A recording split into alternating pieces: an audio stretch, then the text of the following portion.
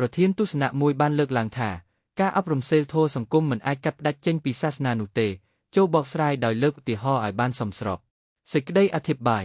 គ្រប់ប្រទេសនៅលើស្គាល់លោកក្រមែងយកការអប់រំធ្វើជាវិស័យដ៏ធំមួយសម្រាប់ការបណ្ដុះបណ្ដាលធនធានមនុស្សឲ្យមានសមត្ថភាពខ្ពស់ទាំងបរិមាណទាំងគុណភាពនិងក្រមសីលធម៌ដើម្បីឲ្យប្រទេសជាតិមានការអភិវឌ្ឍរីកចម្រើននិងមានសុខសន្តិភាពក្នុងទិសដៅឲ្យតម្លៃខ្ពស់លើការអប់រំសីលធម៌នេះតោងមានការចូលរួមពីទ្រឹស្ដីអប់រំចរិយារបស់សាសនាតាមប្រទេសនីមួយៗហេតុនេះហើយទើបមានទស្សនៈមួយលើកឡើងថាការអប់រំសីលធម៌សង្គមមិនអាចកាត់ផ្តាច់ចេញពីសាសនានោះទេតើទស្សនៈខាងលើនេះមានអត្ថន័យយ៉ាងណាខ្លះដើម្បីធ្វើការបកស្រាយទស្សនៈខាងលើនេះឲ្យបានស៊ីជម្រៅយើងគួរកបីស្វែងយល់នៅពាក្យកន្លឹះមួយចំនួនជាមុនសិនការអប់រំគឺជាការបណ្ដុះបណ្ដាលការបង្វឹកមនុស្សឲ្យក្លាយទៅជាអ្វីមួយដែលគេចង់បានដូចជាអប់រំមនុស្សឲ្យក្លាយទៅជាពលរដ្ឋល្អប្រសើរឬអប់រំកងកម្លាំងប្រដាប់អាវុធឲ្យមានគុណភាពល្អជាដើមរីឯសីលធម៌មានន័យសំដៅលើកិរិយាមារយាទសណ្ដាប់ធ្នាប់ដំបូន្មានដែលនាំឲ្យជៀសវាងអំពើអាក្រក់ហើយប្រព្រឹត្តតែអំពើល្អដូច្នេះអត្ថន័យរបស់ប្រធាននេះចង់មានន័យថាករណីណាមានការអប់រំចំណេះជំនាញគឺត្រូវតែផ្សារភ្ជាប់នឹងការអប់រំផ្នែកចរិយានិងសីលធម៌ទន្ទឹមនេះដែលការអប់រំទាំងពីរនេះមិនអាចកាត់ផ្តាច់ចេញពីសាសនានោះទេ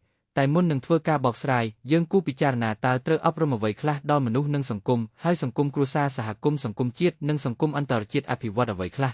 ករណីនេះយើងទ្រអប់រំបញ្ញាសីលធម៌កាយសោភ័ណ្ឌពោគឺអប់រំកាយវាចាចិត្តសកម្មភាពលើជំនាញអ្វីមួយស្របតាមទ្រឹស្ដីព្រះពុទ្ធសាសនាដែលបានលើកឡើងការអប់រំសីលធម៌គឺជាការអប់រំលើផ្នែកចរិយាសម្បត្តិផ្នត់គំនិតការចេះគោរពយោគយល់អធ្យាស្រ័យអន់លំទោនស្គាល់ខ្ពស់ស្គាល់ទាបដឹងល្អដឹងអាក្រក់ចេះដាក់ខ្លួនជាដើមបានសេចក្តីថាការបណ្ដុះបណ្ដាលធនធានមនុស្សជាគន្លឹះអាចធ្វើឲ្យគ្រួសារសហគមន៍សង្គមជាតិនិងសង្គមអន្តរជាតិមានការរីកចម្រើនហើយក៏ដោយតែបើបុគ្គលទាំងនោះគ្មានសីលធម៌នោះទេនោះសង្គមគ្រួសារក្តីសង្គមជាតិក្តីនឹងជួបនៅទុក្ខខ្លំបាកជាជាមិនខានយើងសង្កេតឃើញថាចតុះដំនៃការអប់រំនៅកម្ពុជាបានរួមចំណែកបណ្ដុះមនុស្សឲ្យរៀនរស់ដោយពហុចំណេះរួមមានរៀនដើម្បីចេះដឹងរៀនដើម្បីចេះធ្វើ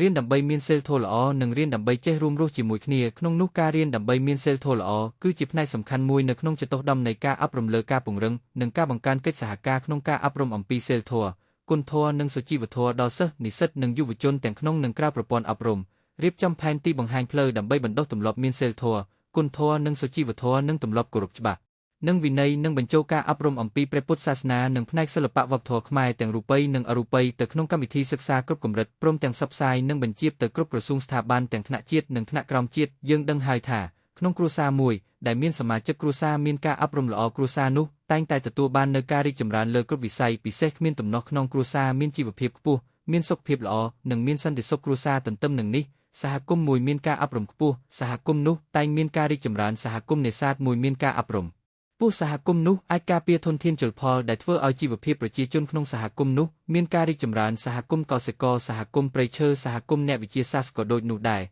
លើសពីនេះទៀតសង្គមជាតិមួយដែលមានការអប់រំផ្នែកសីលធម៌ខ្ពស់ពោលគឺមានធនធានមនុស្សមានសមត្ថភាពនិងសីលធម៌ច្រើនសង្គមជាតិនោះតែងមានការរីកចម្រើនទាំងសង្គមកិច្ចវប្បធម៌នយោបាយសេដ្ឋកិច្ចនិងសាសនា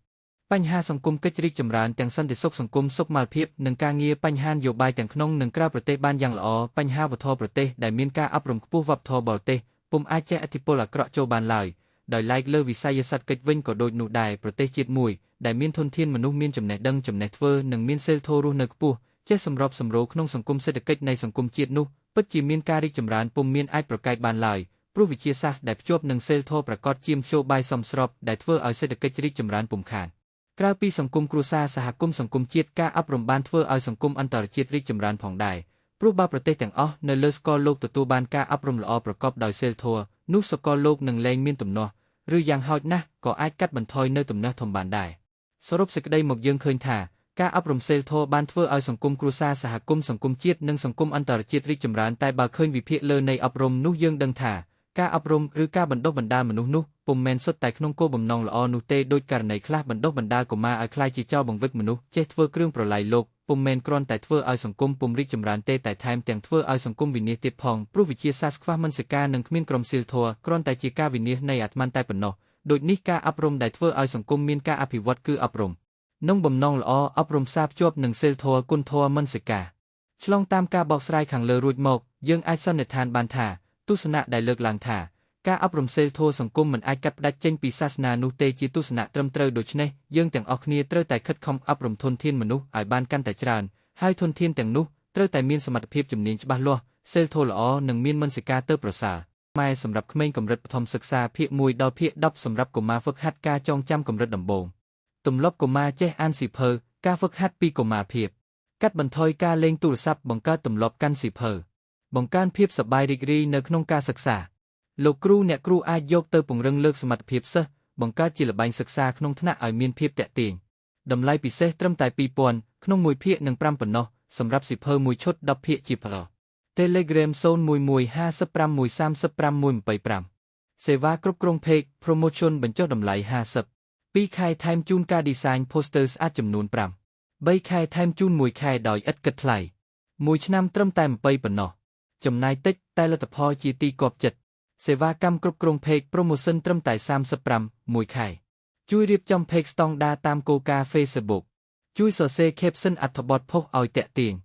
របៀបផុសក្នុង Page ឲ្យភ្ញៀវឆាប់ស្គាល់ច្រើនពិសេសអ្នកចាប់ផ្ដើមអាជីវកម្មថ្មីមុនដាក់ប៊ូសពិភាក្សាយ៉ាងម៉ត់ចត់ធ្វើយ៉ាងណាឲ្យប៊ូសអស់លុយតិចប្រឹក្សាយោបល់មិនកំណត់ពេលធានាការបូស្តជូនលក់ដាច់បានច្រើនជាងមុននិងសេវាដោះស្រាយបញ្ហាផ្សេងបូស្តមានប្រសិទ្ធភាពខ្ពស់ព័ត៌មានលម្អិតសូមឆាតចូល Page ឆាតចូល Telegram 011563525